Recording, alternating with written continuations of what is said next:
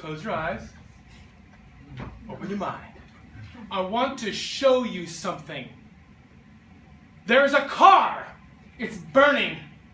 A naked woman carrying 2 small children under her arms runs from the car into the forest in the dark of the night. The moon is shining. That's it. You can open your eyes. That's it. That's it. This is my visual aid, by the way. This is my visual aid speech. I just showed you my visual aid. And this is an example of visual culture. This is how it works. It's primarily the way we communicate successfully in English. Visual culture has a number of qualities that you could probably notice from this example. It's immediate. It's right now. Visual culture is engaging.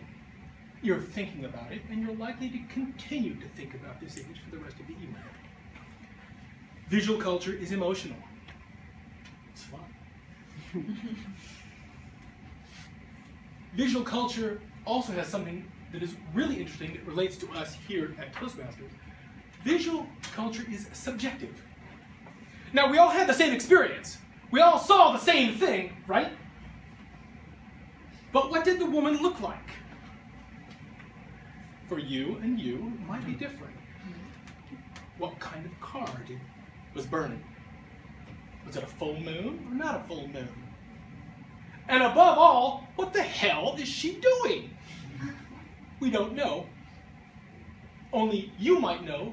You might have thought, well, maybe she's running out of the car. Or you might have thought, well, she's saving the children.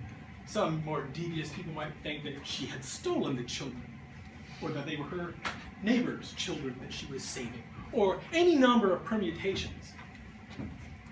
Visual culture is really open to interpretation. That is kind of how it works. The focus of visual culture is the story. I just told you a little story, a little tiny story, but it keeps going. We could talk about it, we could discuss all this stuff about what happened, why we feel this way. One of the things about visual culture that we don't often notice is that it's so focused on the story that we don't really know or care if it's true or not. In fact, it doesn't matter if a story is true. What is really important is it a good story?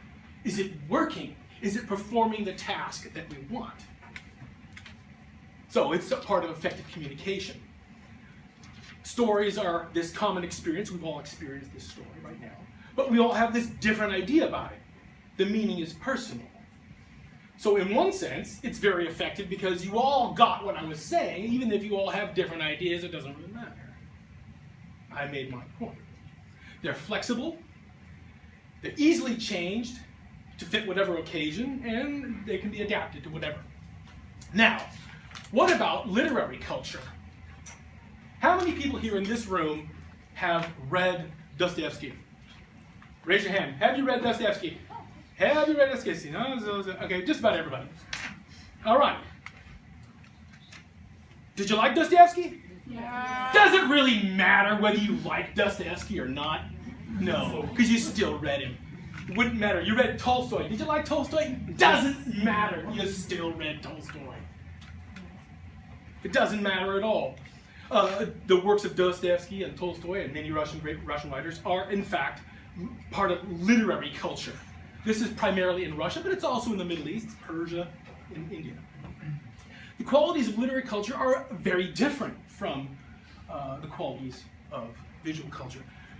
Literary culture is slow. It is intellectual.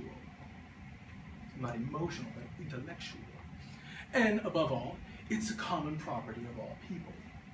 Now, if you ask the same question to the Americans, how many people read Huckleberry Finn, you might get one or two people who answer, well, I don't care, I'm not going to read that book. It's a big long book, I'm not going to read that book. And many people think Americans are dumb, and that's another question. But the point is this, you don't have to read it. You don't have to, if you don't want to. More Russians I've met have read Huckleberry Finn than Americans. It's true, true story. True story. So the basics of literary culture are, it's a point of discussion.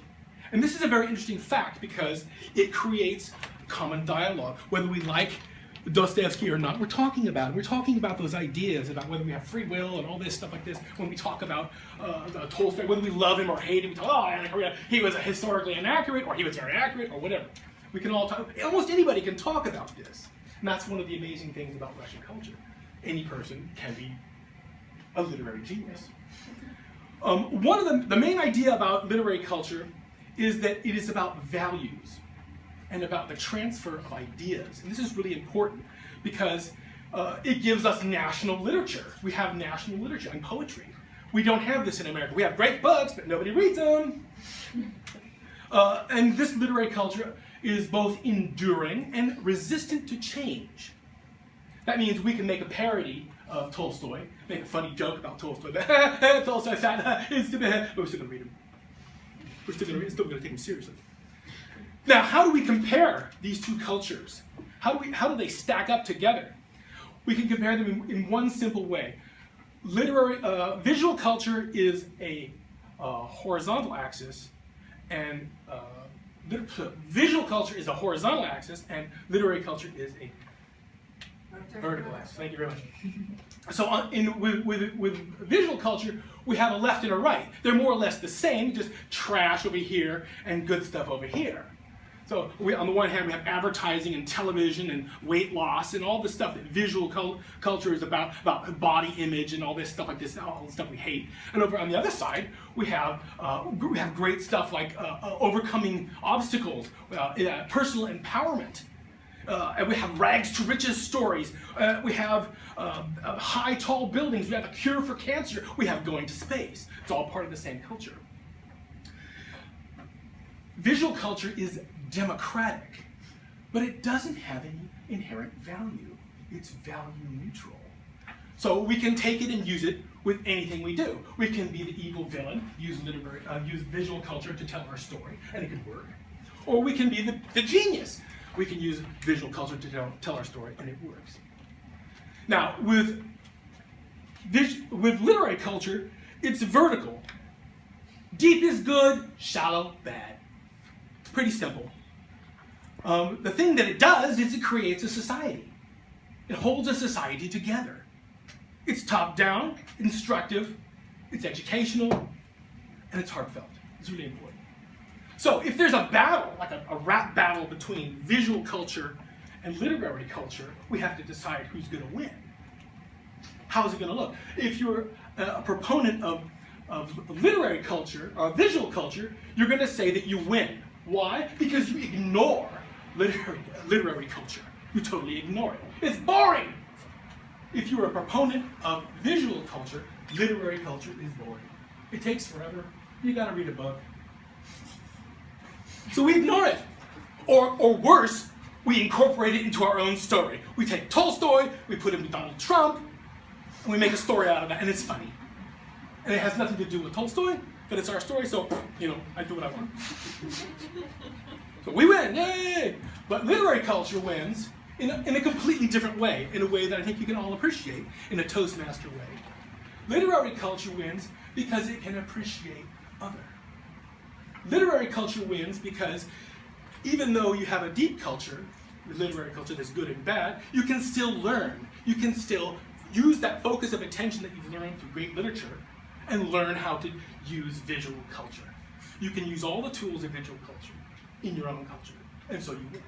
You get best of both worlds. Ladies and gentlemen, thank you. Sorry I was over time.